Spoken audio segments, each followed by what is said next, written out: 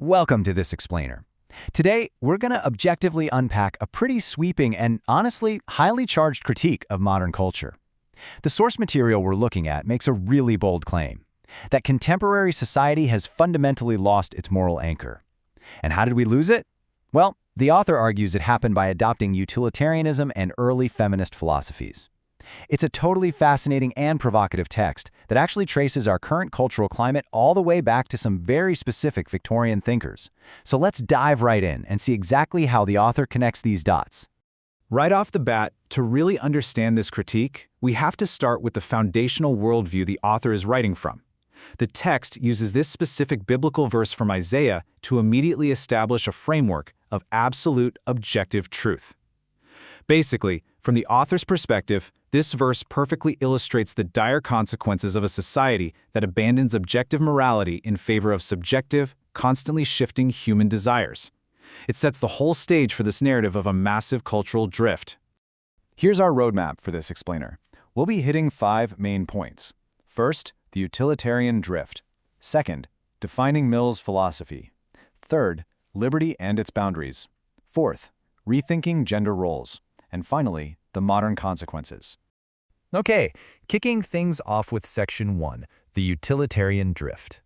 The source makes this absolutely crucial and very sharp distinction right out of the gate.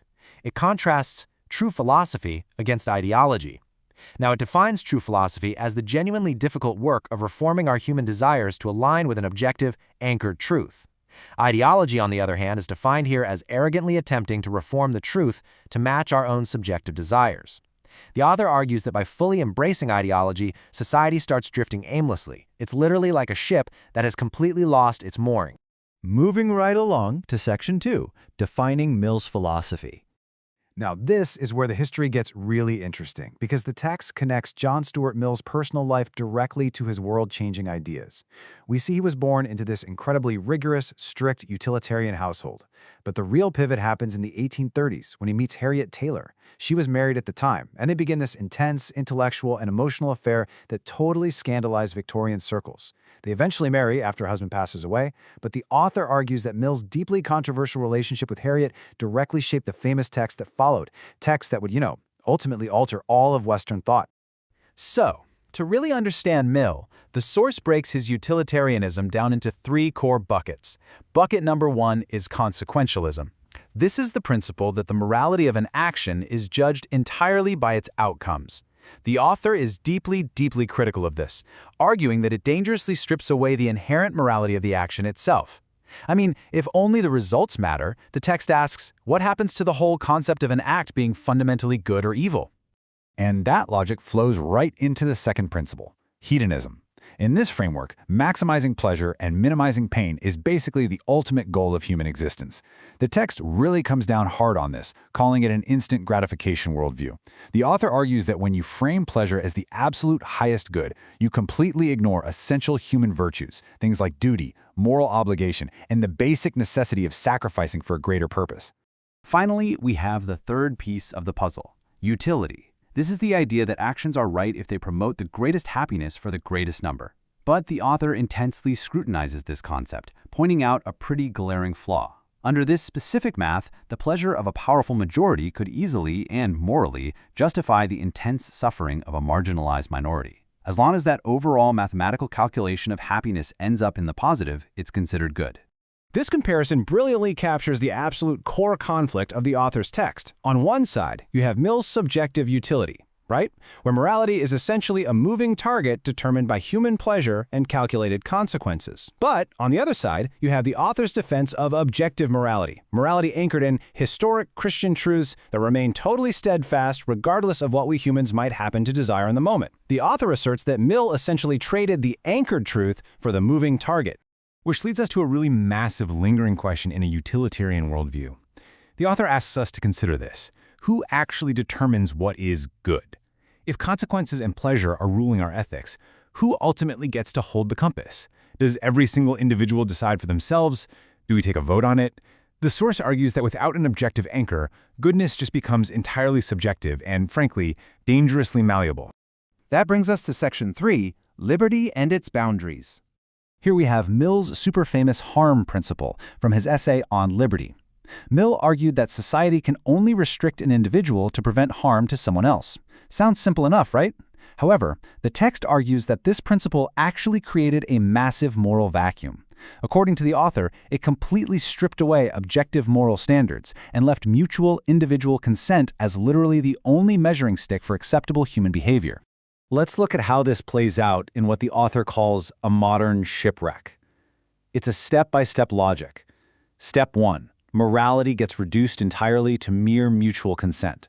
Step 2, according to the text, is the natural evolution of that, extreme modern sexual ethics. Think of hyper-focused consent laws on college campuses, where the act itself isn't judged morally at all, only whether the two parties agreed to it.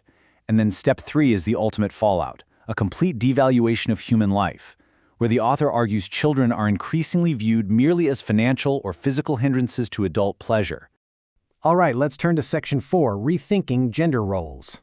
In his work, The Subjection of Women, Mill argues that any legal subordination between sexes is inherently wrong and demands perfect equality. The source explains that Mill, again, heavily influenced by Harriet Taylor, viewed traditional, historical gender roles entirely through the strict binary lens of overt male oppression and perpetual female victimhood.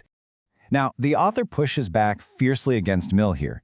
Mill essentially viewed women's domestic nature as an artificial construct, something forced upon them by powerful men. But the author counters this by arguing that men and women actually have fundamentally different biological and God-given designs and functions. In fact, the critique claims that Mill's view is incredibly insulting to women. It argues that he infantilizes them by assuming they have no minds of their own, basically dismissing their organic desires for motherhood and domestic life as nothing more than patriarchal brainwashing. The source lays out a pretty stark traditionalist counter-argument here. The author asserts that Mill completely ignored the historic Christian mandate that literally demanded men sacrifice themselves, even die, to protect women, choosing instead to frame that dynamic just as oppression. Plus, the text argues that the demand for perfect equality totally ignores biological realities. The author claims modern movements actually just seek selective equality. Fighting for representation in high-status corporate jobs, but not exactly rushing to get equal representation on dangerous, high-fatality work sites. Ultimately, the source argues, the noble history of male chivalry gets completely erased in Mill's framing. Let's look at the final piece of the puzzle in Section 5, the modern consequences. The author describes our current situation as a sociological shipwreck where the sexes are just deeply, deeply divided. According to this critique, feminist ideology downstream from Mill has culturally villainized motherhood and the quiet, everyday sacrifices of domestic life. The text claims a deliberate wedge has been driven right between the sexes. Women are culturally taught they absolutely do not need men, while a growing cohort of young men are becoming cynical, starting to view women as adversaries rather than partners. The text utilizes this really striking quote to push back against that division, emphasizing the historical reality of civilization. The author uses this phrase to highlight that both sexes have historically contributed equally vital yet fundamentally different elements to the flourishing of humanity. Neither is of lesser value, but they are entirely distinct in their function. Ultimately, the source categorizes Mill's overarching philosophical legacy into what it formally calls Idea 5. This is the assertion that his whole framework of perpetual victimhood fundamentally undermines the beautiful, complementary roles of men and women.